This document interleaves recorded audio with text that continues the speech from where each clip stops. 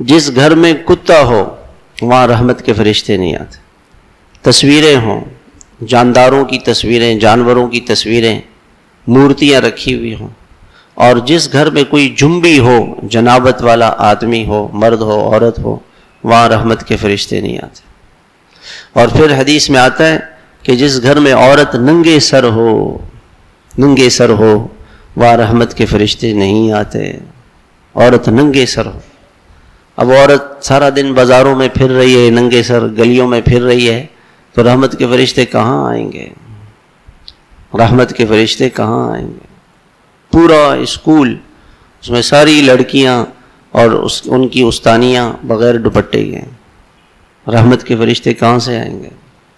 یہ تو موت کے وقت پتہ چلے گا میرے بھائیوں، موت کے وقت پتہ چلے گا، جب موت کا وقت آئے گا. جیسی زندگی گزاریں گے ویسے موت آئے گی، ویسی موت آئے گی.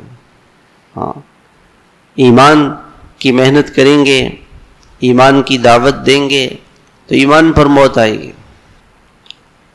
ایمان پر موت آئے گی. جیسی ہمارے ایک بزرگ تھے رائیونڈ کے، بھائی عبد الرحمن صاحب، کوئٹے کے، ذوب کے تھے. ان کے بیٹے نے مجھے بتایا 27 سال انہوں نے روزے رکھے، 27 سال ہمیشہ روزہ رکھتے تھے. تو جب انتقال ہوا تو کوئٹہ کے مرکز میں مسجد میں قرآن پڑھ رہے تھے روزے کی حالت میں، اسی حالت میں چلے گئے. آپ صلی اللہ علیہ وسلم فرماتے ہیں کہ بہترین موت وہ ہے کہ جو روزے کی حالت میں ہو، روزے کی حالت میں موت. تو جو جیسے عمل کرے گا موت ویسے ہی آئے گی میرے بھائیو، ویسے ہی آئے گی.